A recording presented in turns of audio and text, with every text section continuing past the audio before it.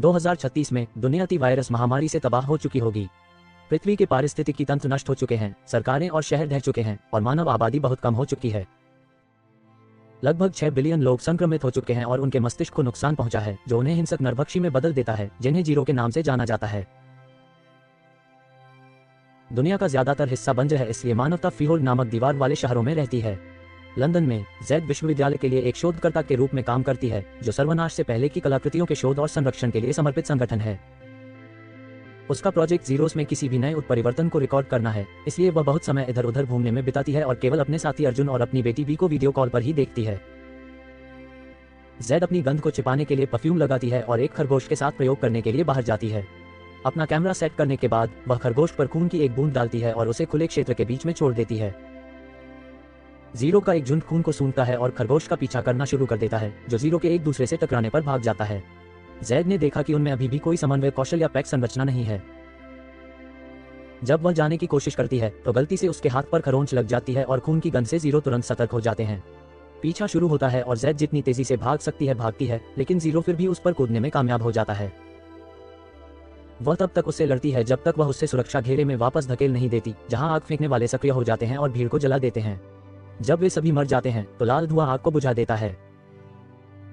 अचानक जमीन हिलने लगती है और एक विशाल कैटरपिलर बाहर निकलता है। जेड तुरंत छिपने के लिए भागती है, लेकिन कैटरपिलर उसे पैरों से पकड़ लेता है और उसे एक कार के ऊपर फेंक देता है।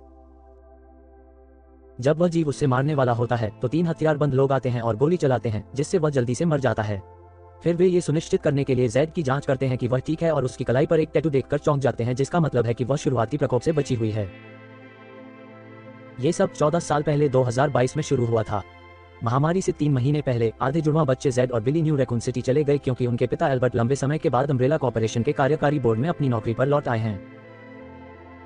न्यू रैकून सिटी दक्षिण अफ्रीका में बना एक नियोजित समुदाय है और वहां हर कोई किसी न किसी तरह से अम्ब्रेला का कर्मचारी है। लड़कियां इस कदम से खुश नहीं हैं और अक्सर अपने पिता को काम के बारे में ज्यादा परवाह करने के लिए कहती हैं। हर 2 हफ्ते में एल्बर्ट अपनी बेटियों से खून का नमूना लेता है, लेकिन उसने कभी नहीं बताया कि क्यों। गुप्त रूप से एल्बर्ट अपने निष्कर्षों को रिकॉर्ड करने और अपनी गर्दन में खून का इंजेक्शन लगाने से पहले माइक्रोस्कोप के नीचे नमूनों का अध्ययन करता है। अगले दिन स्कूल में बिली लंच पर अकेली बैठी होती है। टैमी उसके बारे में और जानने के लिए उसके पास जाती है, लेकिन फिर बिली के बारे में हर बात का मजाक उड़ाना शुरू कर देती है। निराश बिली उससे उंगली दिखाती है और टैमी उस पर हमला करके जवाबी कार्रवाई करती है, इसलिए वे जमीन पर लड़ते हैं जब तक कि एक शिक्षक उन्हें अलग होने के लिए मजबूर नहीं करता। बहनें घर भागती हैं और जेड अपनी बहन को सांत्वना देने की कोशिश करती है, लेकिन उन्हें पता चलता है कि लड़ाई सोशल मीडिया पर अपलोड हो गई है और अब बिली सहपाठियों के बीच मजाक का विषय बन गया है। अगले दिन अम्ब्रेला में रोथ एल्बर्ट को तिजुआना में गलत हो रहे एक प्रयोग और उसके कारण हुई हिंसा की फुटेज दिखाता है, जिसके परिणामस्वरूप 6 लोग घायल हो गए और 3 की मौत हो गई। कंपनी ने ये सब छुपा दिया है, लेकिन एल्बर्ट चिंतित है क्योंकि यह फिर से हो रहा है। इस बीच स्कूल में टैमी बाथरूम में थी, तभी मास्क पहने एक छात्र ने अचानक उसके सिर पर वार कर दिया। इसके बाद प्रिंसिपल बिली को क्लास से बाहर ले जाती है, क्योंकि मास्क उसके लॉकर में पाया गया था, इसलिए उन्हें लगता है कि उसने ऐसा किया है। असल में यह जेड थी, जो अपनी बहन को कूल दिखाना चाहती थी। माता पिता का सम्मेलन आयोजित किया जाता है और टैमी के पिता बिली को सिजोफ्रेनिक कहते हुए आपराधिक आरोप लगाने की धमकी देते हैं। उस समय एल्बर्ट आता है और उस आदमी को याद दिलाता है कि वह सिर्फ एक निम्न स्तर का कर्मचारी है, जबकि एल्बर्ट कंपनी बोर्ड का हिस्सा है, इसलिए उसके पास अन्य कंपनियों में नौकरी से सभी को निकालने और ब्लैकलिस्ट करने का अधिकार है। वह आदमी अपने द्वारा कही गई बातों के लिए माफी मांगता है और टैमी को भी बिली से माफी मांगने के लिए मजबूर करता है। एल्बर्ट एक अच्छे पिता की तरह महसूस करता है और बिली को अपने कार्यालय में उसके साथ दोपहर का भोजन करने की पेशकश करता है।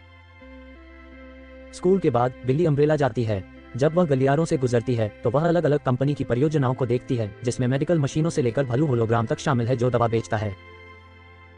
आखिरकार वह वेटिंग रूम में पहुंचती है और घायल खरगोशों से भरी एक कार को गुजरते हुए देखकर हतप्रभ रह जाती है, जिसका मतलब है कि वे अपने प्रयोगों के लिए जानवरों का इस्तेमाल करते हैं। बाद में शाम को बिली जेड से अम्ब्रेला में घुसने और जानवरों पर प्रयोग का सबूत पाने में मदद करने के लिए कहता है। वे एल्बर्ट का सामान चुराते हैं और अम्ब्रेला की ओर बढ़ते हैं, जहां एल्बर्ट का वॉइसमेल उन्हें प्रवेश द्वार पर वॉइस स्कैन से आगे निकलने की अनुमति देता है और उसका कीकार्ड लिफ्ट और लैब तक पहुंच देता है। बिली तुरंत अपने पिंजरों में बंद जानवरों की रिकॉर्डिंग शुरू कर देता है, जबकि जेड को लगता है कि उसके पिता हर चीज के लिए एक ही पासवर्ड का इस्तेमाल करते हैं और वह उनके कंप्यूटर तक पहुंच जाती है। वहां उसे तिजुआना क्लिप मिलती है और वह अम्ब्रेला गार्ड को लोगों पर गोली चलाते हुए देखती है। फिर बिली एक रहस्यमयी दरवाजा खोलता है, जिसमें एक उत्परिवर्तित डॉबरमैन बाहर आता है। जानवर हमला करने की कोशिश करता है, इसलिए लड़कियां भागने के लिए लिफ्ट लेती हैं और पाती हैं कि अलार्म आखिरकार सक्रिय हो गया है। कुत्ता प्रयोगशाला से भाग जाता है और इतना शक्तिशाली है कि वह धातु पर वार कर रहा है। बहनें एक मेज के नीचे छिप जाती हैं और कुत्ते के गलियारे से नीचे जाने का इंतजार करती हैं। इसके बाद बिली दरवाजा खोलने की कोशिश करता है, लेकिन इससे होलोग्राम चालू हो जाता है। कुत्ता शोर का पीछा करता है और बहनों को टेबल के नीचे पाता है। सौभाग्य से वे कमरे से बाहर भागने के लिए समय रहते ही आगे बढ़ गईं। वे प्रवेश द्वार की ओर भागती हैं, लेकिन वे दरवाजा नहीं खोल पाती हैं और कुत्ता खिड़की से कूदकर उन्हें पकड़ लेता है। जानवर बिली पर हमला करता है और उससे मारना शुरू कर देता है, इसलिए जैड एक अग्निशामक यंत्र पकड़ती है और कुत्ते को मार देती है। फिर जैड अपनी बहन से लिपट जाती है क्योंकि वह खून से लथपथ हो जाती है। वर्तमान में जैड एक फ्रीहोल्ड के मेडिकल बे में जागती है, जहां उसके सभी घाव पहले से ही ठीक हो चुके हैं। जब वह डिवाइस पर समाचार देख रही होती है तो उससे टेप मिल जाता है, जो उसे एक टूर देता है। जैड अपने कैंप में वापस जाना चाहती है, इसलिए टेट उसे दिखाने के लिए एक फ्लेयर शूट करता है कि उनकी दीवारें शून्य से घिरी हुई हैं। अगर जैड जाना चाहती है तो उसे उनके एकमात्र हेलीकॉप्टर के लौटने का इंतजार करना होगा। जब टेट और जैड इस स्थिति पर चर्चा कर रहे थे, तभी एक व्यक्ति ने घोषणा की कि एक अम्ब्रेला हेलीकॉप्टर आने वाला है। पता चला कि अम्ब्रेला ने मूल बचे लोगों पर इनाम रखा है और जैड इस सूची में पहले स्थान पर है। जब टेट जैड को बंदूक की नोक पर रखता है तो बैक्स्टर के नेतृत्व में अम्ब्रेला सैनिकों के साथ 2 हेलीकॉप्टर आते हैं। जैसे ही टेट उसे जैड की ओर इशारा करता है, बैक्स्टर उसे गोली मार देता है और अपने सैनिकों को स्थानीय लोगों को खत्म करने का आदेश देता है। गोलीबारी शुरू हो जाती है और लोग मरने लगते हैं, जबकि जैड भाग जाता है। जल्द ही सैनिक इमारत को गिराने के लिए फ्लेम थ्रोवर का भी इस्तेमाल करते हैं। जैड आग की लपटों से बचने की कोशिश करती है और पाती है कि उसका रास्ता सैनिकों और बैक्स्टर द्वारा अवरुद्ध कर दिया गया है, जो कहता है कि उसकी बहन उसे ढूंढ रही है। जैड सहयोग करने से इनकार कर देती है और सीधे जीरो की विशाल भीड़ में कूद जाती है। वह एक कूड़ेदान पर गिरती है और फर्श पर लुढ़क जाती है, जहां जीरो उसका पीछा करना शुरू कर देते हैं। जैड फिर से भागने लगती है, जबकि बैक्स्टर अपने आदमियों को जैड को जीवित रखने के लिए जीरो पर गोली चलाने का आदेश देता है। जब वह एक स्पष्ट दीवार को ढाल के रूप में इस्तेमाल करती है तो बैक्स्टर उसे बचाने का वादा करता है अगर वह उनके साथ जाने के लिए सहमत हो जाती है। उस समय एक स्थानीय व्यक्ति कार में इमारत से बाहर निकलता है, इसलिए जैड जीरो के एक समूह को दूर धकेलती है ताकि वाहन तक पहुंच सके और उसकी छत पर चढ़ सके। ड्राइवर जल्दी से निकल जाता है, लेकिन जब वह बाहरी दीवारों में निकास तक पहुंचने वाला होता है तो कार छत पर लगे स्पाइक से जैड को चोट लगने से बचाने के लिए रुक जाती है। फिर ड्राइवर उस पर बंदूक तानता है और उसे उससे दूर जाने के लिए कहता है, क्योंकि वह उसे भी निशाना बनाता है। जैड उसे साथ काम करने के लिए मनाने की कोशिश करती है, लेकिन उस समय उनके चारों ओर शून्य गिरने लगते हैं क्योंकि वे छत से कूद रहे होते हैं। ड्राइवर उनमें से कुछ को गोली मारता है, लेकिन वह जल्द ही काबू में आ जाता है और जैड उसे बचाने में विफल रहता है। जबकि जीरो उस पर हमला करते हैं, जैड खिड़की तोड़कर ड्राइवर की सीट पर बैठ जाता है और आखिरकार फ्रीहोल्ड से बाहर निकल जाता है। आखिरकार जैड डोवर फ्रीहोल्ड में पहुंच जाता है, जिसने हाल ही में अतिरिक्त सुरक्षा के लिए अम्ब्रेला के साथ एक सुरक्षा अनुबंध पर हस्ताक्षर किए हैं। जैड मेलिंडा के अपार्टमेंट में पहुंच जाती है, जिसका पति बैरी पहले भी उसकी मदद कर चुका है।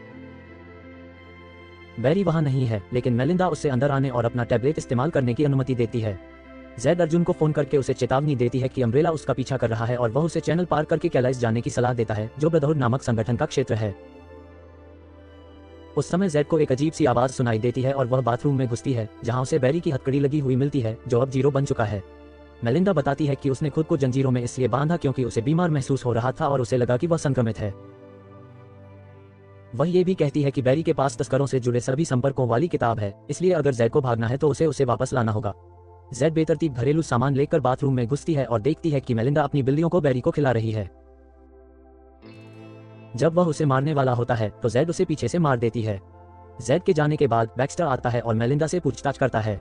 स्थानीय सराय में जैड बैरी के संपर्क से मिलती है और अपनी शादी की अंगूठी के साथ सवारी करने की कोशिश करती है, लेकिन तस्कर चाहता है कि वह बैरी का कर्ज भी चुका दे। चूंकि वह पैसे नहीं चुका सकती, इसलिए वह एक शराबी से टिकट चुरा लेती है। शाम को जैड घाट पर नौका का इंतजार करती है, तभी अचानक बैक्स्टर और उसके आदमी आ जाते हैं। वे तस्कर को गोली मार देते हैं और फिर एक ड्रोन पूरे इलाके में गोलीबारी शुरू कर देता है, जिससे भीड़ घबरा जाती है और भागने लगती है। जैड भी भागती है और जमीन पर एक बंदूक पाती है, जिसे वह छिपाने से पहले पकड़ लेती है। फिर उसे एक बहुत डरा हुआ लड़का दिखाई देता है, इसलिए वह उसे उठाती है और उसकी रक्षा करने के लिए एक गोदाम में घुस जाती है। जल्द ही बैक्स्टर के आदमियों ने घाट पर मौजूद हर व्यक्ति को या तो मार दिया या पकड़ लिया, लेकिन बैक्स्टर फिर भी उन्हें जैड की तलाश में इलाके में खोज करने के लिए कहता है। उस समय गोदाम में एक दरवाजा खुलता है, लेकिन वहां सिर्फ लड़के के माता पिता होते हैं। उनके पास शराब का एक बड़ा हिस्सा है, जिसे वे कैलाइस में तस्करी करके एक नया जीवन शुरू करना चाहते हैं, इसलिए जैड उनके साथ मिलकर चैनल टनल मार्ग का भुगतान करने के लिए सहमत हो जाती है। 2022 में खून से लथपथ बिली जागती है और जैड उसे दूसरे कमरे में ले जाने में मदद करती है, जहां वह भयानक घाव की जांच करती है। उस समय वे एल्बर्ट को मिल जाती हैं, जो जल्दी से चोट को लपेटता है और लड़कियों को साइड के दरवाजे से भागने के लिए कहता है, क्योंकि गार्ड उनके रास्ते में हैं। वह उन्हें अस्पताल न जाने की चेतावनी भी देता है। जब बहनें भाग जाती हैं तो एल्बर्ट अपनी बेटी की मौजूदगी को छिपाने के लिए सुरक्षा कैमरों को तोड़ देता है। फिर वह कुत्ते का खून अपने सिर पर फैलाता है। जब सुरक्षा गार्ड आखिरकार पहुंचते हैं तो एल्बर्ट रोथ और सीईओ एवेलिन को बताता है कि सुविधा एक साइबर हमले के अधीन थी, जिसने कुत्ते के सुरक्षा लॉक को तब खोल दिया जब वह देर से काम कर रहा था। हालांकि एवेलिन को संदेह है क्योंकि कोई रैंसमवेयर मांग नहीं थी। घर पर एल्बर्ट बिली की देखभाल करता है और उसे यह समझाने के लिए मजबूर किया जाता है कि कुत्ते का इलाज एक दुर्लभ आनुवंशिक बीमारी के लिए किया जा रहा था। वह जुड़वां बच्चों से रहस्य रखने के लिए कहता है, उन्हें चेतावनी देता है कि अगर उन्हें सच में पता चला कि क्या हुआ था तो अम्ब्रेला उन्हें कड़ी सजा देगा। अगली सुबह एल्बर्ट बिली की जांच करता है और उसके कॉर्निया की जांच करता है कि कहीं उसमें कोई रंग तो नहीं है। उसे अभी भी दर्द महसूस होता है और एल्बर्ट को घाव का रूप पसंद नहीं आता। इस बीच जैद तिजुआना घटना की रिपोर्ट के लिए इंटरनेट पर खोज करती है। एक वेबसाइट है जो सच होने का दावा करती है, लेकिन उसे उसकी इंटरनेट कंपनी ने ब्लॉक कर दिया है। बाद में स्कूल में जैद उलझन में है क्योंकि उसके सहपाठी एनीमे श्रृंखला की एक प्रति पाने के लिए बहुत उत्साहित हैं। ये पता चलता है कि इंटरनेट सेवा भी अम्ब्रेला की है और उन्होंने पायरेसी या शरारती सामान से संबंधित किसी भी साइट को ब्लॉक कर दिया है। साइमन ही एकमात्र ऐसा व्यक्ति है जो फायरवॉल को बाईपास कर सकता है, इसलिए जैद उसे सच्चाई के साथ वेबसाइट तक पहुंचने में मदद करने के लिए कहती है। वह ऐसा करने में सफल हो जाता है और वे तिजुआना में हुई घटना के बारे में चर्चा करते हैं। जाहिर है कि एक आदमी जानवर के काटने के बाद पागल हो गया और दूसरे लोगों को काटने लगा। जैद साइमन के लैपटॉप का इस्तेमाल करके अपना ईमेल पता पोस्ट करती है, जिसमें वह उल्लेख करती है कि उसने भी यही सब देखा है, जबकि साइमन को बताती है कि यह सिर्फ एक शरारत है। बाद में जैद को वेबसाइट के एडमिन एंजल का फोन आता है। वह एक रिपोर्टर है जो अम्ब्रेला में असामान्य रूप से उच्च घटना दर से ग्रस्त हो गया है। वह एक अखबार के लिए काम करता था, लेकिन अम्ब्रेला के हस्तक्षेप के कारण उसकी कहानियां अप्रकाशित हो गईं और उसे नौकरी से निकाल दिया गया। उनकी बातचीत तब बाधित होती है जब जैद को प्रिंसिपल द्वारा पाया जाता है और उसे कक्षा में जाने के लिए कहा जाता है, जिससे एंजल को ये बात समझ में आ जाती है और वह जैद का उपनाम पहचान लेता है। अपनी प्रयोगशाला में एल्बर्ट एक माइक्रोस्कोप के नीचे बिली के खून की जांच करता है और उसे एक प्रयोगशाला चूहे में इंजेक्ट करता है। अचानक उसे ऐंठन होने लगती है और वह अपनी हालत को स्थिर करने के लिए खुद को बिली के खून का इंजेक्शन लगा लेता है। फिर उसकी मुलाकात एवेलिन से होती है, जो अपनी नवीनतम दवा को भेजना चाहती है और खतरनाक दुष्प्रभावों के बारे में एल्बर्ट की चेतावनी को अनदेखा करती है। जब एल्बर्ट प्रोजेक्ट छोड़ने की कोशिश करता है तो एवेलिन उसे उसकी हालत के बारे में याद दिलाती है और बताती है कि कैसे वह केवल उसकी कंपनी और अपनी बेटी के खून की बदौलत ही जीवित है। घर पर बिली शीशे पर घाव की जांच करता है और शौचालय में उल्टी कर देता है। फिर वह अपने कुत्ते पाब्लो को घुमाने की कोशिश करती है, जो डर जाता है और उस पर भौंकना शुरू कर देता है। वह उसे किसी तरह से पट्टा से बांधकर बाहर ले जाती है, लेकिन पाब्लो सामान्य से ज्यादा तेज भागता है और छूट जाता है। वह पार्क में भागता है, जहां उसे एक आदमी उठा लेता है। बिली अपने कुत्ते को वापस लाने के लिए दौड़ती है, लेकिन पाब्लो उस पर गुर्राता है और वह आदमी सोचता है कि वह चोर है। जब वह उसे आश्रय में ले जाने पर जोर देता है तो बिली उस आदमी को मुक्का मारती है और पाब्लो को वापस घर ले जाती है। बिली बाथरूम में जाती है और देखती है कि उसके मुंह से खून बह रहा है। लैब में चूहा कांच को तोड़ना शुरू कर देता है। कुछ ही देर बाद एल्बर्ट अपनी लैब में जाता है और ये देखकर चौंक जाता है कि चूहा भाग गया है। शुक्र है कि वह एक मशीन के पीछे छिपा हुआ है और एल्बर्ट उसे पकड़कर उसका दूसरा रक्त नमूना ले लेता है। माइक्रोस्कोप के नीचे इसके विकास को देखते हुए वह निष्कर्ष निकालता है कि उसके पास बिली के पागल होने से पहले उसका इलाज करने के लिए 52 घंटे हैं। इस बीच जैड को साइमन से एक ईमेल मिलता है, जिसने उसे एंजल की वेबसाइट से एक पेज डाउनलोड करके भेजा है, जिसमें अम्ब्रेला द्वारा किए गए अवैध मानव प्रयोगों के सभी आरोपों की सूची दी गई है। सुबह बिली बहुत ही भ्रमित महसूस करते हुए उठता है। हालांकि वह घर से बाहर निकलने के लिए बेताब है और दिखावा करती है कि वह ठीक है। एल्बर्ट घाव की जांच करता है और ये देखकर चौंक जाता है कि यह बेहतर है, इसलिए वह उसे जाने देता है। स्कूल में बिली साइमन के स्केटबोर्ड की आवाज से अतिसंवेदनशील होने के बाद परेशान हो जाती है, लेकिन वह इसे दवा के हैंगओवर के रूप में बताती है। अम्ब्रेला में एवेलिन तिजुआना और उनकी दवा पर चर्चा करने के लिए एक बोर्ड मीटिंग आयोजित करती है। एल्बर्ट सभी को याद दिलाता है कि उनकी दवा चमत्कार कर सकती है, लेकिन इसमें वायरस का व्युत्पन्न भी शामिल है, जिसे अमेरिकी सेना के लिए विकसित किया गया था। ओवरडोज से वायरल उत्पादन शुरू हो सकता है, रोगी में उत्परिवर्तन हो सकता है और नरभक्षी रोग फैल सकता है। वह अपने चूहे को सबूत के तौर पर पेश करता है, लेकिन एवेलिन एक दूसरे जानवर को जवाब के तौर पर पेश करती है। एक खतरनाक कुत्ता एक बिल्ली पर भौंक रहा है। हालांकि जब एवेलिन एक विजुअल ट्रिगर बजाता है तो वह शांत हो जाता है और बिल्ली सुरक्षित रूप से चली जाती है। वह कहती है कि एक अन्य टीम ने दवा का एक प्रकार विकसित किया है और इसे मानव परीक्षणों पर चलाया है, जिसके दौरान लोगों ने उसी तरह प्रतिक्रिया दी। वह सोचती है कि अगर वे क्रोध को खत्म करने के लिए इसका प्रचार करें तो वे इस दवा को बेच सकते हैं। जब एल्बर्ट खतरों के बारे में विरोध करने की कोशिश करता है तो एवेलिन उसे कबूल करवाती है कि एक व्यक्ति को ओवरडोज के लिए 20,000 दवा कैप्सूल की आवश्यकता होगी, जो कभी नहीं होगा। स्कूल में बिली कैफेटेरिया में भटकता है, लेकिन तेज आवाजें उसे भ्रम में डाल देती हैं, इसलिए वह भाग जाती है। क्लास के दौरान बिली को बहुत ज्यादा उल्टी होने लगती है और वह बाथरूम की ओर भागती है, जहां उसे फिर से उल्टी होती है और वह खुद को शीशे में खून से लथपथ लाश के रूप में देखती है, लेकिन ये सिर्फ एक भ्रम है। इस बीच साइमन जेड को बताता है कि अम्ब्रेला ने फायरवॉल को अपडेट कर दिया है और उसे इसे तोड़ने के लिए एक नए कोड की जरूरत है। वह कोशिश करने से हिचकिचाता है क्योंकि समय बताता है कि वे उस पर नजर रख सकते हैं, जिससे जेड उससे बहस करती है। बिली यह सब देख लेता है और दोनों को मुक्का मारकर भाग जाता है, लेकिन जब उसे एहसास होता है कि उसने क्या किया है तो वह भाग जाता है। जेड उसका पीछा करने की कोशिश करता है और एवलिन उसे रोक लेती है, जो उसे एक सवारी की पेशकश करती है, लेकिन सावधान जेड उसे मना कर देती है। बाद में घर पर जेड अपनी बहन को टूटे हुए गिलास के साथ पाती है। बिली स्वीकार करता है कि उसके साथ कुछ गड़बड़ है। वह समझाता है कि आवाज और रोशनी जैसी चीजें उसे चोट पहुंचाती हैं, फिर भी उसके हाथ पर कटने पर कोई दर्द नहीं है। जेड अपनी बहन को आश्वस्त करती है कि उसकी भावनात्मक स्थिति सिर्फ दवा का साइड इफेक्ट है। वर्तमान में जेड और परिवार अपनी कार में सुरंग के प्रवेश द्वार की ओर बढ़ते हैं। आखिरकार वे एक दूसरे क्रॉसिंग पॉइंट पर पहुंचते हैं, जहां उन्हें एक तस्कर को कार और परिवार के सभी गहने देकर काफिले में शामिल होने की अनुमति देनी होती है। शरणार्थी कई वैन में सवार होकर सुरंग की ओर निकल पड़ते हैं। जल्द ही बैक्स्टर उसी स्थान पर पहुंच जाता है, फिर भी तस्कर कोई भी जानकारी देने से इनकार कर देता है। हालांकि बैक्स्टर जेड की चोरी हुई कार को देखता है और जानता है कि वह सही रास्ते पर है। कुछ घंटों बाद काफिला रुक जाता है जब उन्हें इलाके में कुछ राक्षसों की आवाज सुनाई देती है, जिन्हें लिकर के नाम से जाना जाता है। वे आवाज से शिकार करते हैं, इसलिए लिकर के जाने का इंतजार करते हुए सभी चुप रहते हैं। उस समय बैक्स्टर अपने आदमियों के साथ आता है और उनके शोर से लिकर हमला कर देते हैं। जैसे ही सैनिक गोलीबारी शुरू करते हैं और अपने फ्लेमथ्रोवर का इस्तेमाल करते हैं, लिकर वैन पर भी हमला कर देते हैं, इसलिए शरणार्थियों को बाहर आकर भागना पड़ता है।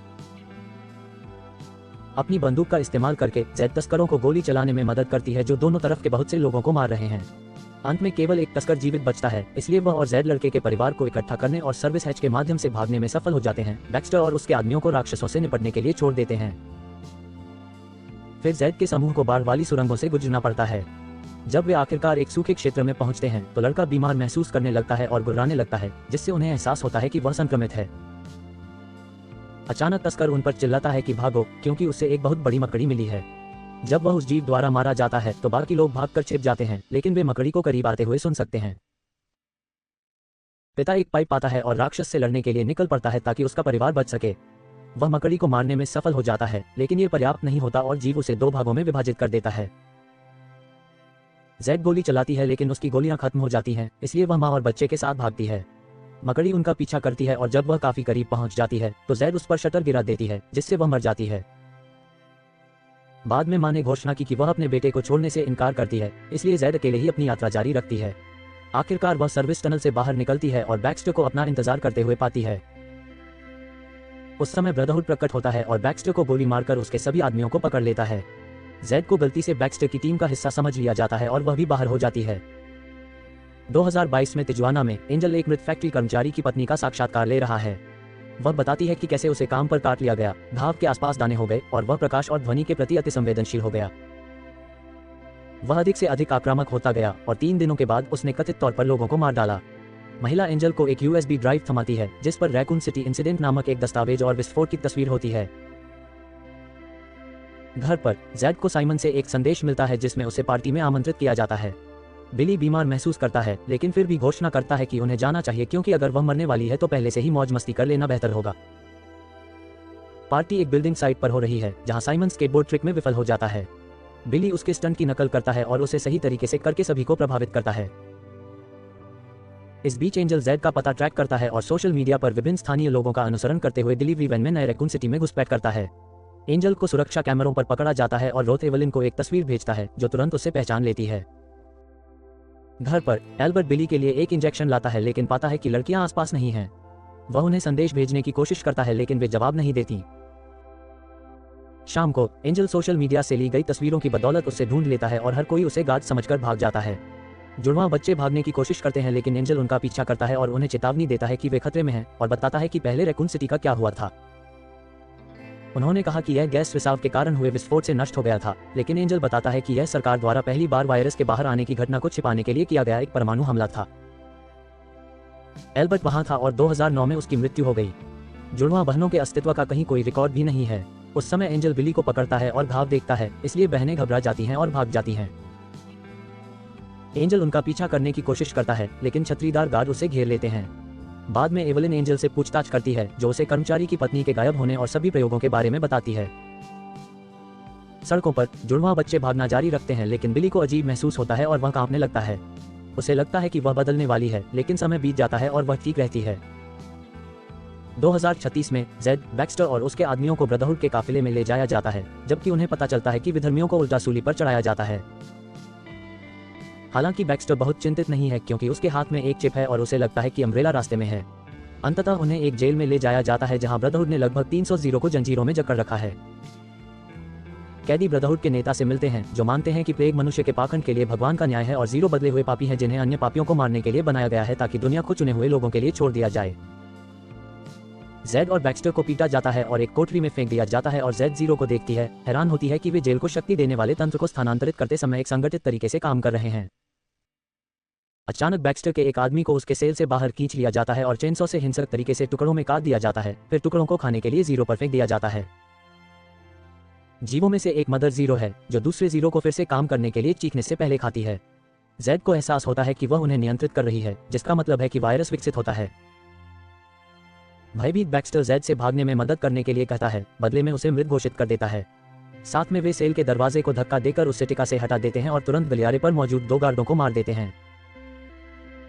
फिर वे एक रेडियो और सेल की चाबियां लेते हैं, जिसका उपयोग वे बैक्स्टर के सैनिकों को मुक्त करने के लिए करते हैं। वे अपने हथियार भी वापस पाने में कामयाब हो जाते हैं, इसलिए जब चेनसॉ वाला उन्हें रोकने की कोशिश करता है तो वे उसे गोली मार देते हैं। जेड चेनसॉ को पकड़ लेती है, जबकि सैनिक दूसरे गार्डों के साथ गोलीबारी शुरू कर देते हैं। बैक्स्टर निकास द्वार खोलने के लिए कई लीवर खींचता है और गलती से जीरो को छोड़ देता है। अब समूह को इमारत से भागने के लिए गार्ड और जीरोस दोनों को गोली मारनी है। बैक्स्टर बहुत अच्छी तरह से लड़ने में कामयाब हो जाता है और दुश्मनों के एक समूह को हरा देता है, लेकिन उसे एहसास होता है कि जेड गायब हो गई है। उसे एक सुरंग मिल गई है और वह ब्रदरहुड के साथ भाग रही है। चीखें सुनकर जेड वापस जाने का फैसला करती है और एक गेट बंद कर देती है, जिससे मदर जीरो अपने गिरोह से अलग हो जाती है। फिर वह हमला करने के लिए चेनसॉ का इस्तेमाल करती है। कुछ संघर्ष के बाद मां का सिर काट देती है। जीरो अब उसके पीछे आ रहे हैं, इसलिए जेड सिर पकड़ लेती है और एक कमरे में छिपने के लिए भाग जाती है। वहां वह रेडियो का उपयोग करके अपनी बेटी को कॉल करती है और बैटरी खत्म होने से पहले कुछ प्यार भरे शब्द साझा करती है। जब भीड़ दरवाजे पर दस्तक देती रहती है तो वह फिर से चेनसॉ का इस्तेमाल करती है, लेकिन वह काम नहीं करता। पास में उससे एक ग्रेनेड मिलता है और वह उसे दरवाजे पर फेंकती है, लेकिन वह भी काम नहीं करता। उस समय जीरो दरवाजा नीचे धकेलते हैं और ग्रेनेड को विस्फोटित करते हैं, जिससे अधिकांश जीव मर जाते हैं और जेड बहुत कमजोर अवस्था में पहुंच जाती है। जब एक जीरो उस पर हमला करता है तो बैक्स्टर उसे गोली मार देता है। वे एक साथ भागने लगते हैं और बैक्स्टर उनका पीछा करने वाले जीरो को गोली मारता रहता है। उन्हें एक सीढ़ी मिलती है और जेड पहले जाता है, लेकिन जब बैक्स्टर कोशिश करता है तो जीरो उसे पकड़ लेते हैं और नीचे गिरा देते हैं। जब जानवर बैक्स्टर को खाते हैं तो जेड सीवर हैच के जरिए भाग जाता है, लेकिन अम्ब्रेला सैनिकों द्वारा पाया जाता है। जब उनमें से एक अपना हेलमेट उतारता है तो जेड बिली को देखकर चौंक जाता है। 2022 में एल्बर्ट अपनी बेटियों की तलाश कर रहा है, लेकिन रोथ उसे अम्ब्रेला बिल्डिंग में खींच ले जाता है, जहां एवलिन साइमन को उसकी पार्टी के लिए फोन पर डांट रही है। पता चलता है कि वह उसका बेटा है। फिर एवलिन एल्बर्ट को एंजल से मिलने ले जाती है, जिसे पीटा गया है, लेकिन वह अभी भी चुप रहने से इनकार करता है। वह चाहती है कि एल्बर्ट उसे प्रताड़ित करे और पहले तो वह मना कर देता है। हालांकि जब एंजल बताता है कि वह जुड़वां बच्चों को जानता है तो एल्बर्ट क्रोधित हो जाता है और उसे गंभीर रूप से घायल करना शुरू कर देता है। घर पर जुड़वां बच्चे अपने जन्म प्रमाण पत्र खोजते हैं। इसके बजाय उन्हें एक बंदूक, एक कुत्ते की सीटी और एक छिपा हुआ लैपटॉप मिलता है। यह एक अलग पासवर्ड का उपयोग करता है, इसलिए जेड साइमन को बुलाता है और वह इसे दूर से ही क्रैक कर लेता है। कोई दिलचस्प दस्तावेज नहीं है, लेकिन साइमन को एक डेट ड्रॉप ईमेल मिलता है, जो एक ऐसा सिस्टम है जिसमें हर 24 घंटे में पासवर्ड डालने की आवश्यकता होती है या ईमेल भेजा जाएगा। ये संदेश बिली के लिए है, जिसमें कहा गया है कि अम्ब्रेला उसके पीछे है और उसने भागने के लिए एक बैग तैयार रखा है। साइमन लूप चलाने के लिए अधिकांश कैमरों को हैक कर लेता है, फिर जुड़वां एल्बर्ट की पसंदीदा तस्वीर खोजने के लिए दूसरों के कैमरों के आसपास छिप जाते हैं। अंदर एक सुराग के साथ एक नोट है, जो जुड़वां को पियानो तक ले जाता है। वे मूनलाइट सोनाटा बजाते हैं और पाते हैं कि कुछ ऐसा है जो चाबी को जाम कर रहा है। जब वे इसे हटाते हैं तो उन्हें एक और नोट मिलता है, जो उन्हें पियानो को हिलाने पर मजबूर करता है। फर्श पर उन्हें एक छिपा हुआ डिब्बा मिलता है, जिसमें ढेर सारा पैसा, जुड़वां बच्चों की तस्वीरों वाले 2 पासपोर्ट लेकिन नकली नाम और एक बंदूक है। साइमन बताता है कि एल्बर्ट के पास सामान छिपाने के लिए एक गुप्त कमरा होना चाहिए और प्रभावी रूप से वे नीचे एक छिपा हुआ दरवाजा ढूंढ लेते हैं। लॉक के लिए एक विशेष कुंजी की आवश्यकता होती है और जेड को कुत्ते की सीटी याद आती है, इसलिए वह पाब्लो को बुलाने के लिए इसका उपयोग करती है। कुत्ते का कॉलर दरवाजा खोलता है और जुड़वां बच्चे तहखाने में चले जाते हैं, जहां सिग्नल की कमी के कारण साइमन के साथ उनकी कॉल समाप्त हो जाती है। उन्हें एल्बर्ट की निजी प्रयोगशाला में उनके सभी रक्त के नमूने और किसी को पकड़कर रखने के लिए एक कुर्सी मिलती है। वहाँ आसी 1998 लेबल वाला एक बॉक्स है जिसमें एक डीवीडी है जिसमें एल्बर्ट द्वारा उत्परिवर्तित मानव में कुछ इंजेक्ट करने का फुटेज दिखाया गया है। एक अन्य फाइल में एल्बर्ट के बिली को कुर्सी से बांधने के इरादे का वर्णन है अगर उसकी हालत खराब हो जाए। जुड़वां बच्चे जाने के लिए सहमत हो जाते हैं और जैद सबूत चाहती है, लेकिन जब वह कंप्यूटर को हटाती है तो अलार्म बजता है। जब कमरे में आग लग जाती है तो सारे सबूत जल जाते हैं। बहन दौड़कर दरवाजे पर जाती है और पाती है कि वह बंद है। वे टेबल पर चढ़कर खुद को बचाते हैं जब तक कि आग बुझाने वाले यंत्र आग को बुझा नहीं देते। अचानक एल्बर्ट कमरे में प्रवेश करता है और जैद उससे स्पष्टीकरण मांगती है। एल्बर्ट जवाब देने से इनकार कर देता है और जैद उस पर चाकू खींच लेती है जिससे वह क्रोधित हो जाता है। इससे पहले कि वह उन्हें चोट पहुंचा पाता, बिली उसे बेहोश कर देता है। कुछ क्षण बाद एल्बर्ट कुर्सी से बंधा हुआ उठता है और आखिरकार बात करता है। जैद को काटने वाला कुत्ता तिवायरस से संक्रमित था जो उत्परिवर्तन का कारण बनता है, लेकिन बिली इसके प्रति प्रतिरोधी प्रतीत होता है। वह ये भी बताता है कि जुड़वां बच्चों के भ्रूण को मानसिक और शारीरिक प्रदर्शन में उत्कृष्टता प्राप्त करने के लिए आनुवंशिक रूप से संशोधित किया गया था। अम्ब्रेला को यह पता है और अगर उन्हें पता चलता है कि बिली संक्रमित है तो वे उससे प्रयोगशाला के नमूने के रूप में सुरक्षित रखेंगे।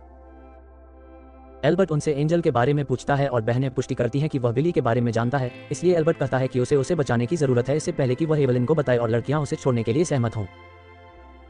अगली सुबह एल्बर्ट अम्ब्रेला के पास जाता है और एंजल से पूछताछ करता है और चुपके से उससे एक नोट दिखाता है जिसमें पूछा गया है कि क्या किसी और को बिली के काटने के बारे में पता है। एंजल्स मना कर देता है और एल्बर्ट उसे एक दवाई का इंजेक्शन देता है जिससे उसे कार्डियक अरेस्ट हो जाता है और उसकी मौत हो जाती है। जैसे ही मेडिकल टीम वहां पहुंचती है, एवलिन एल्बर्ट पर एंजल का जासूस होने का आरोप लगाती है और उसे गिरफ्तार कर लिया जाता है। एंजल के शव को पोस्टमार्टम के लिए मुर्दाघर ले जाया जाता है, लेकिन जैसे ही डॉक्टर उस पर कट लगाता है, एंजल का शरीर एंट जाता है और उसकी त्वचा का रंग बदल जाता है। अम्ब्रेला की जेल में एल्बर्ट को पता चलता है कि उसके बगल की कोठरी में कोई है और दाढ़ी वाले अपने ही जैसे दिखने वाले व्यक्ति को देखकर वह चौंक जाता है।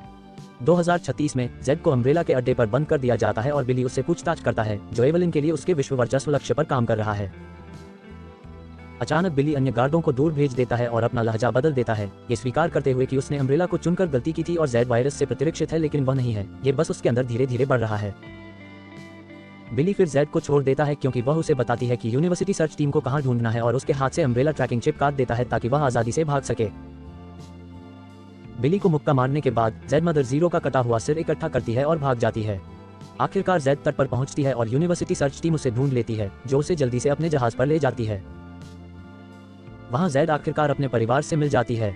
कुछ समय बाद जहाज अपना रास्ता बदल देता है क्योंकि वे एक भूतिया यान के पास से गुजरते हैं, जिसका मतलब है कि पानी के नीचे जिंदा जीरो हैं। इस बीच जेड मदर जीरो के सिर का पोस्टमार्टम करने के लिए प्रयोगशाला में अमृता से मिलती है। उन्हें पता चलता है कि मां का शरीर 2 एंजाइम बना रहा है, लेकिन ऑक्सीजन के संपर्क में आने पर वे खराब हो जाते हैं। रात भर वे कृत्रिम लार के साथ एंजाइम को संरक्षित करने के लिए 55 अलग अलग परीक्षणों से गुजरते हैं, लेकिन अंत में यह जेड की लार ही है जो इसे काम करती है। वे एंजाइम में तिवायरस डालते हैं, ये निर्धारित करते हुए कि एक में एक आकर्षक गुण है और दूसरे में एक प्रतिकर्षक गुण है, जिसका अर्थ है कि इन एंजाइमों का उपयोग जीरो को दूर रखने और उन्हें नियंत्रित करने दोनों के लिए किया जा सकता है। आधी रात को जेड चुपके से नाव पर चढ़ जाती है और अधिक परीक्षणों के लिए जीरो को पकड़ लेती है। जीरो उस पर हमला करने की कोशिश करता है, लेकिन जेड उससे इंजेक्शन देकर सुला देती है। सुबह में जेड जीरो को प्रयोगशाला में उसी समय बांध देती है जब उसे देखने का समय होता है। लड़की डर जाती है, लेकिन जेड उसे शांत करती है और कहती है कि उसे समाधान मिल गया है और उसे दरवाजे के पास खड़े होकर देखने के लिए कहती है। जेड अपने शरीर को मदर के एंजाइम से ढक लेती है और जीरो के पास जाने से पहले अपनी उंगली चुभो लेती है। ये तरकीब काम करती है और जीव उस पर हमला नहीं करता, लेकिन जब वह करीब आती है तो जीरो गुर्राता है। वह अपने बंधनों को तोड़ने में सफल हो जाता है और बी का पीछा करने के लिए जेड को दूर धकेल देता है, जो मदद के लिए अन्य वयस्कों के पास जाता है। जीरो अमृता को ढूंढता है और उस पर कूद पड़ता है, जिससे वह तुरंत मर जाती है। उस समय एक गार्ड बाहर आता है और उस जीव को मार देता है और जेड पूरी जिम्मेदारी लेने के लिए आगे आती है। अमृता का पति गुस्से में है और जेड को गोली मारने की कोशिश करता है, लेकिन अर्जुन उसे नाकाम करने के लिए उसकी बांह को धक्का देता है। अचानक उन्हें एक शोर सुनाई देता है और वे देखते हैं कि हेलीकॉप्टरों का एक झुंड उनके पास आ रहा है। फिर फ्लैशबैक 2005 में जाता है, जहां 3 अलग अलग एल्बर्ट एक छतरी चौकी पर एक साथ काम कर रहे हैं। उनके व्यक्तित्व अलग अलग हैं, लेकिन वे तीनों मूल एल्बर्ट के क्लोन हैं, जो एक सुपरह्यूमन है और उनका नेता भी है। मूल एल्बर्ट ने देखा कि उसका एक क्लोन संगीत सुन रहा है और अगर वह ठीक से व्यवहार नहीं करता है तो वह उसकी एक और उंगली काटने की धमकी देता है। अचानक सैनिकों का एक समूह छतरी की संपत्ति के अनधिकृत उपयोग के लिए उन्हें गिरफ्तार करने के लिए घुस आता है। अपनी बढ़ी हुई क्षमताओं के साथ मूल एल्बर्ट उन्हें सेकंड में हरा देता है। हालांकि वहां और भी सैनिक आ रहे हैं, इसलिए मूल एल्बर्ट अपने क्लोनों को मारने की कोशिश करता है ताकि उनका इस्तेमाल न हो सके। सैनिक उसके अनुमान से ज्यादा तेजी से पहुंचते हैं और गोलीबारी शुरू कर देते हैं, इसलिए वह भागने से पहले केवल एक क्लोन को मारने में कामयाब होता है। एवलिन के अंदर घुसते ही बाकी 2 क्लोन गिरफ्तार हो जाते हैं। 2022 में सेल में बंद एल्बर्ट क्लोन हैं, जो 17 साल बाद फिर से एक दूसरे से मिलते हैं। बर्ट को पूरे समय बंद रखा गया है और यह सुनकर वह हैरान रह जाता है कि एल्बर्ट को जीवन जीने की अनुमति दी गई थी। उनकी बातचीत तब बाधित होती है जब गार्ड एल्बर्ट को ले जाते हैं। उसे एक कुर्सी से बांध दिया जाता है ताकि एवलिन उससे पूछताछ कर सके, जो जानती है कि उसके इंजेक्शन ने एंजल को मार दिया और पुष्टि करती है कि बर्ट ने ही दवा का वेरिएंट बनाया था। चूंकि एल्बर्ट एवलिन की योजनाओं के साथ जाने से इनकार करता है, इसलिए वह रोज से उसे वेरिएंट का इंजेक्शन लगाने के लिए कहती है और एल्बर्ट जल्द ही बीमार महसूस करने लगता है। इस बीच सेल में बर्ट एक गार्ड को रेजर से मार देता है और दूसरे गार्ड को खत्म करने के लिए उसके ऊपर तकिया दबा देता है। वह खुद भी दाढ़ी बनाता है और सेल से बाहर निकलता है और बिल्कुल एल्बर्ट जैसा दिखता है। इसके बाद बर्ट चोरी की गई कार के साथ स्कूल में आता है और तब तक हॉर्न बजाता रहता है जब तक कि जुड़वां उसके ऊपर नहीं आ जाते। वह ये कहकर सवालों के जवाब देने से बचता है कि वे बाद में बात करेंगे और वे गाड़ी चलाकर चले जाते हैं, लेकिन बहनें उसकी पागल ड्राइविंग से चौंक जाती हैं। तीनों एक रेस्तरां में पहुंचते हैं और लड़कियों को पता चलता है कि उनके पिता अजीब व्यवहार कर रहे हैं। उनकी उंगली पर कट देखकर वे निष्कर्ष निकालती हैं कि अम्ब्रेला ने उन्हें कुछ इंजेक्शन लगाया होगा। इस बीच एवलिन डिनर के लिए घर जाती है और अपनी पत्नी के ड्रिंक में कुछ दवा डाल देती है, जिसे साइमन देख लेता है। एवलिन रोज से कॉल लेने के लिए बोतल वहीं छोड़ देती है और साइमन इस मौके का फायदा उठाकर कुछ दवा चुरा लेता है। फिर एवलिन अपने बेटे से जैड को मैसेज करने के लिए कहती है कि वह मुश्किल में पड़ सकती है। साइमन ऐसा करता है और जैड मदद मांगती है। फिर बर्ट एक वेट्रेस पर भड़क जाता है और लड़कियां उससे स्पष्टीकरण मांगती हैं। बर्ट उन्हें क्लोन के बारे में बताता है, जिससे जुड़वां डर जाते हैं और वे भागने की कोशिश करते हैं। अम्ब्रेला एजेंट बाहर दिखाई देते हैं, इसलिए उन्हें पीछे के दरवाजे से भागना पड़ता है। बर्ट बाहर आता है और अपनी अद्भुत शक्ति का उपयोग करके सभी एजेंटों को मार डालता है, जिसमें वह एजेंट भी शामिल है जो उसे बिना किसी लाभ के मारने की कोशिश करता है। फिर वह रोथ के पीछे जाता है, जो जल्दी से उसे कार से हथकड़ी लगाने के लिए छल करता है। इसके बाद रोथ जुड़वां बच्चों को अम्ब्रेला जाने के लिए मजबूर करता है, जहां एवलिन उन्हें बहुत बीमार एल्बर्ट दिखाती है। पुरुष लड़कियों से रक्त के नमूने लेते हैं, जबकि एवलिन बताती है कि कोई भी क्लोन पूरी तरह से स्वस्थ नहीं था, इसलिए एल्बर्ट ने जुड़वां बच्चों के भ्रूण को उनके रक्त का उपयोग दैनिक आधार में करने के लिए तैयार किया, जिससे वह स्थिर रहे। फिर एवलिन ने एल्बर्ट के हाथ में एक नमूना दिया और उसने खुद को इंजेक्शन लगाया। जल्दी ही ठीक हो गया। जुड़वां बच्चे इस बात से घृणा करते हैं कि उन्हें इसके लिए बनाया गया था और भागने से पहले वे कहते हैं कि वे एल्बर्ट से नफरत करते हैं। 2036 में जेड मदर जीरो के सिर के पास जाती है और उसके नीचे एक ट्रैकिंग चिप खोजने के लिए उसे तोड़ देती है। इस तरह अम्ब्रेला ने उन्हें पाया। जहाज का नेता साकिन किनारे पर जाता है और एवलिन से मिलता है, जिसकी उम्र बिल्कुल भी नहीं बढ़ी है। एवलिन जेड को चाहती है और धमकी देती है कि अगर उन्होंने कुछ भी करने की कोशिश की तो वह जहाज को उड़ा देगी। जहाज पर जेड को एक कमरे में बंद कर दिया जाता है।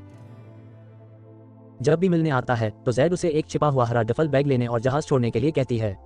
जल्द ही जेड को अम्ब्रेला बेस पर ले जाया जाता है और एवलिन को उसके टैंक में नाचते हुए देखकर चौंक जाती है। ये पता चलता है कि बिली उसे दवा के प्रकार से नियंत्रित कर रहा है और वह छाया से एवलिन को नियंत्रित करके वर्षों से अम्ब्रेला की वास्तविक प्रमुख रही है। उसने जेड को यूनिवर्सिटी का जहाज खोजने के लिए जाने दिया और अब वह उसे अपने पास रखना चाहती है ताकि वह अपने खून का इस्तेमाल खुद के लिए स्टेबलाइजर के तौर पर कर सके।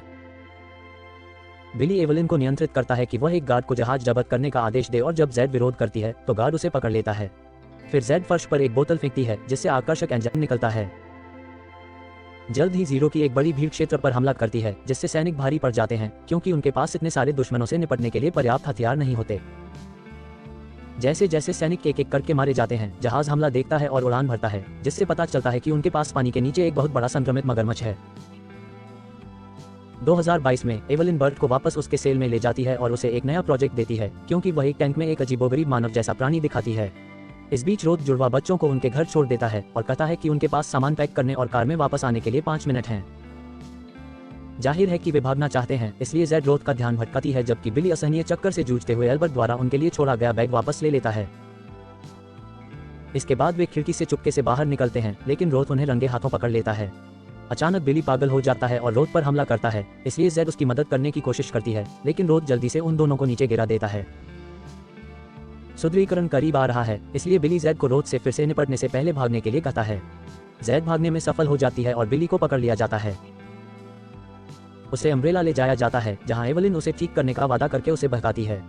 परीक्षण किए जाते हैं और वे निष्कर्ष निकालते हैं कि टी वायरस उसके खून में है लेकिन निष्क्रिय है।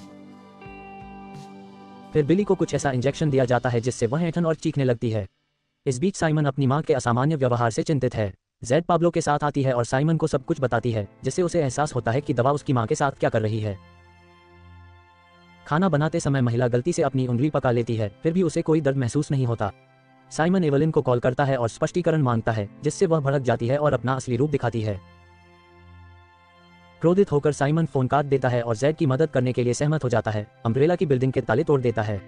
ऊपर बिली खुद पर नियंत्रण पाती है और लैब तकनीशियन से लड़ती है। उसकी आंख में सिरिंज से वार करती है और एवलिन पर वार करती है। जब वह जाने की कोशिश करती है तो अचानक उसे खून, अलार्म और कुत्ते के भ्रम की स्थिति का सामना करना पड़ता है, जिससे वह टूट जाती है। सौभाग्य से बर्ट आता है और उसे इस स्थिति से बाहर निकालता है, उसे एल्बर्ट से मिलने के लिए राजी करता है। दोनों जुड़वां एक ही समय में एल्बर्ट के कमरे में पहुंच जाते हैं और समूह एक साथ भागने के लिए सहमत हो जाता है। दुर्भाग्य से सुरक्षा प्रणाली सक्रिय हो जाती है, जबकि जीव अपने टैंक में जाग जाता है। समूह छिपने के लिए भागता है, लेकिन बिली अचानक फिर से पागल हो जाती है। वह जेड पर हमला करती है और साइमन को काटती है, जिससे वह तुरंत संक्रमित हो जाता है। गार्ड उन्हें घेर लेते हैं और एवलिन ये देखकर डर जाती है कि उसके बेटे को काट लिया गया है, इसलिए वह तुरंत उसे गोली मार देती है। क्लोन इस मौके का फायदा उठाकर गार्ड पर हमला करते हैं और गोलीबारी शुरू हो जाती है। रोथ के पास भागने के अलावा कोई विकल्प नहीं है, जबकि उसके सभी आदमी मारे जा चुके हैं। फिर क्लोन लड़कियों को भागने के लिए बाहर खींच लेते हैं, जबकि एवलिन अपने बेटे के शव को देखती रहती है। जुड़वां और क्लोन बाहर भागते हैं और सुरक्षा कारों से बचने के लिए चुपके से घूमते हैं और जो पहला दरवाजा उन्हें मिलता है उसके पीछे छिप जाते हैं। क्लोन बम बनाने के लिए प्रयोगशाला को रसायनों से भिगोना शुरू कर देते हैं और एल्बर्ट अपनी बेटियों को बर्ट के साथ भागने के लिए कहता है, जबकि वह बम को सेट करने के लिए रुकता है। तीनों भागते समय एवलिन लैब में प्रवेश करती है और एल्बर्ट को 2 बार गोली मारती है, लेकिन वह फिर भी आग लगाने में कामयाब हो जाता है। एवलिन भागती है, जबकि पूरी इमारत आग की लपटों में घिर जाती है। जब फायर ट्रक वहां से गुजरते हैं तो बर्ट एक कार चुराता है और जुड़वा बच्चों को शहर से बाहर ले जाता है। फायरमैन एवलिन को मलबे से सफलतापूर्वक निकाल लेते हैं और मलबे से टैंक प्राणी का हाथ बाहर निकल आता है। 2036 में सैनिक बेस को बचाने की पूरी कोशिश करते हैं, लेकिन वे नीचे गिरते रहते हैं। बिली गुस्से में जेड को मारता है और 10 में वापस भाग जाता है, जहां एवलिन उसे याद दिलाती है कि उसके बिना वह कुछ भी नहीं है। बाहर 2 सैनिक जेड को घसीट कर ले जाने की कोशिश करते हैं, लेकिन वह जल्दी से उनसे लड़ती है और खुद को मुक्त कर लेती है। उस समय बिली अम्ब्रेला के ड्रोन को सक्रिय करता है, जो जीरो को खत्म करना शुरू कर देता है और जेड को भागने की अनुमति देता है। क्योंकि वह अभी भी निवारक एंजाइम में ढकी हुई है, जीरो उसे अनदेखा करते हैं और वह किनारे तक पहुंचने में सफल हो जाती है। अर्जुन उसे जहाज पर चढ़ने के लिए रस्सी फेंकता है, फिर जेड साकिम और अर्जुन को म्यूटेंट मगरमच्छ को छोड़ने के लिए मना लेता है। आखिरकार बिली के ड्रोन जीरो को खत्म करने में सफल हो जाते हैं, लेकिन इससे एक को छोड़कर सभी सैनिक मारे जाते हैं। उस समय म्यूटेंट मगरमच्छ हमला करने के लिए तैयार होकर आता है। जहाज पर जेड को एहसास होता है कि वह किनारे पर भाग गया है, जैसा कि उसने उसे बताया था। बिली सैनिक के साथ पहाड़ी पर चढ़ता है, जो जल्दी से मारा जाता है जब वह ड्रोन को मगरमच्छ पर गोली चलाने के लिए कहता है। जैसे ही जानवर अपने मुंह से ड्रोन को नष्ट करता है, बिली को एक सैनिक की जेब में एक ग्रेनेड मिलता है और वह उसे मगरमच्छ पर फेंक देता है, जिससे वह पहाड़ी से नीचे पानी में लुढ़क जाता है और इस प्रक्रिया में हेलीकॉप्टर को गिरा देता है। जेड और अर्जुन नाव पर सवार होकर बी की तलाश में आ रहे हैं, लेकिन मगरमच्छ की पूंछ उन्हें बेहोश कर देती है। कुछ मिनट बाद दंपत्ति किनारे पर जागते हैं, लेकिन अर्जुन चलने में असमर्थ है और जेड से कहता है कि वह उनकी बेटी को खोजने जाए। इस बीच बिली कुछ और जीरो शूट करती है और दौड़ते हुए दूसरे हेलीकॉप्टर तक पहुंचती है। मगरमच्छ के पहुंचने से ठीक पहले भाग जाती है। इसके बाद जानवर बी का पीछा करता है, लेकिन जब उसे उसकी गंध आती है तो वह शांत हो जाता है। अचानक हेलीकॉप्टर कुछ मिसाइलें दागता है, इसलिए बी भाग जाता है, जबकि मगरमच्छ मर जाता है। फिर बी को जेड मिलती है, जो बिली और उसके आदमियों के पास जाने पर अपने बैग से बंदूक निकाल लेती है। बिली उसका अपमान करना शुरू कर देता है और यह कहकर उसे तोड़ देता है कि उसके स्वार्थ के कारण उसके आसपास के सभी लोग मर रहे हैं। जेड बिली के साथ जाने के लिए तैयार हो जाती है, बशर्ते वह बी को जाने दे, लेकिन बिली जेड को गोली मार देता है और बी को हेलीकॉप्टर में ले जाता है, जबकि जेड आंसुओं में डूबी हुई देखती रहती है। कहानी अच्छी लगी हो तो कृपया चैनल को सब्सक्राइब करें और बेल आइकन को दबा दें ताकि आप इसी तरह के और वीडियो देख सकें। देखने के लिए धन्यवाद।